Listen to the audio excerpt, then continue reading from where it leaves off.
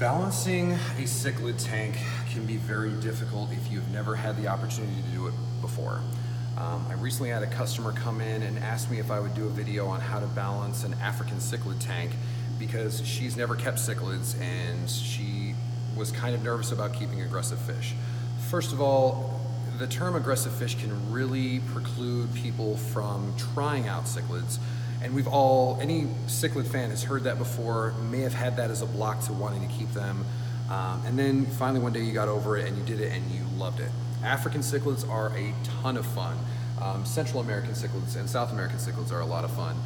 It's really finding the will, I guess, to overcome that. Now for this customer, she wanted to know, how do I set up my first African cichlid tank? Now, for a lot of us that might seem very basic, but at the same time, there's a lot of people that struggle with this, and so did I when I was a kid.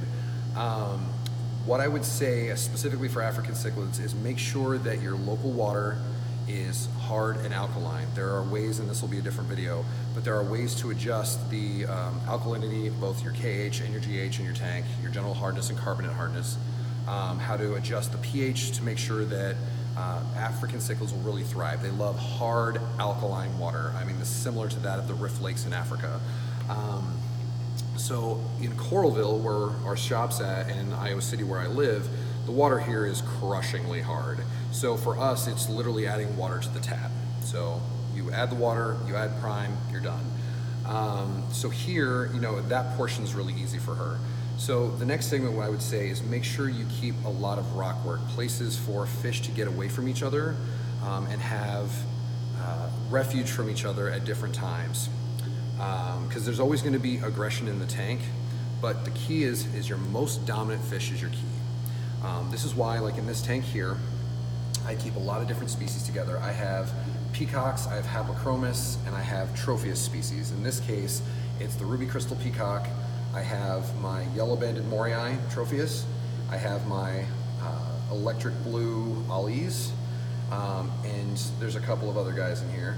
But this is the kind of aggression you want, where it's just short chases, nobody gets injured, but your most dominant fish in the tank is not hyper aggressive.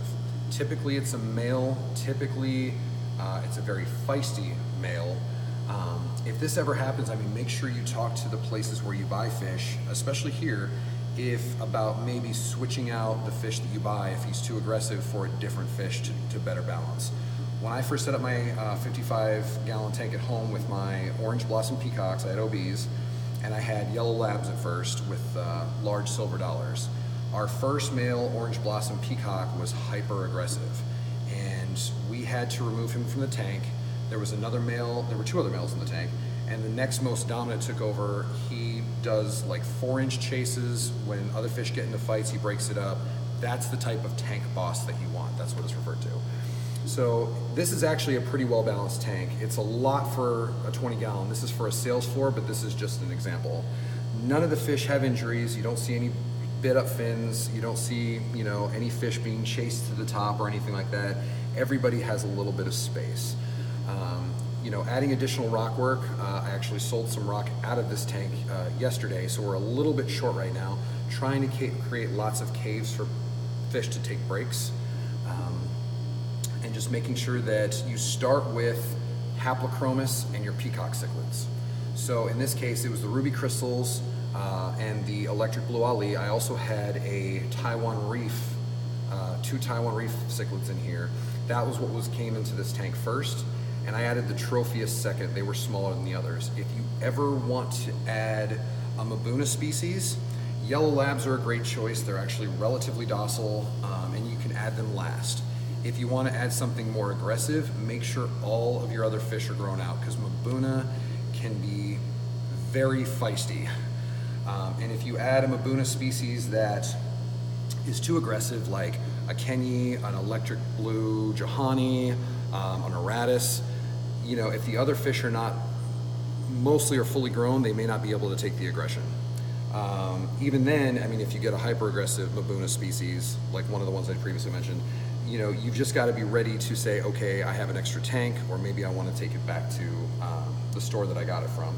And check with your local fish stores. See if they actually will take back fish that don't necessarily fit in your tank, because as you're growing out your African cichlids, it's very easy to have a problem fish.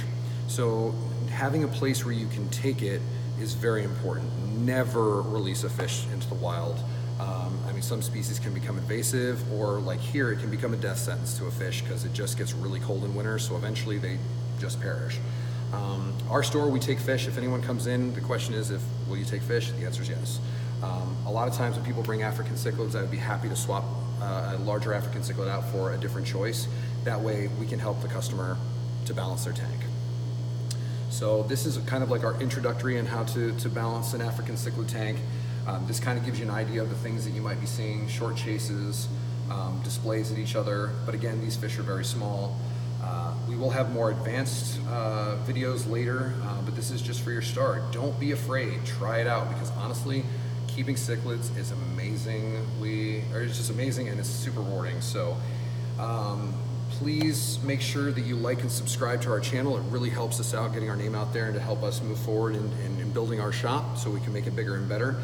And if you don't hesitate to leave a comment on videos that you would like to see us do, or subjects you'd like to see us do videos about. Also, make sure you find us on Instagram, follow us on Instagram, and like us on Facebook. And that's about it for this video. Thank you very much for watching, guys, and we'll see you next time.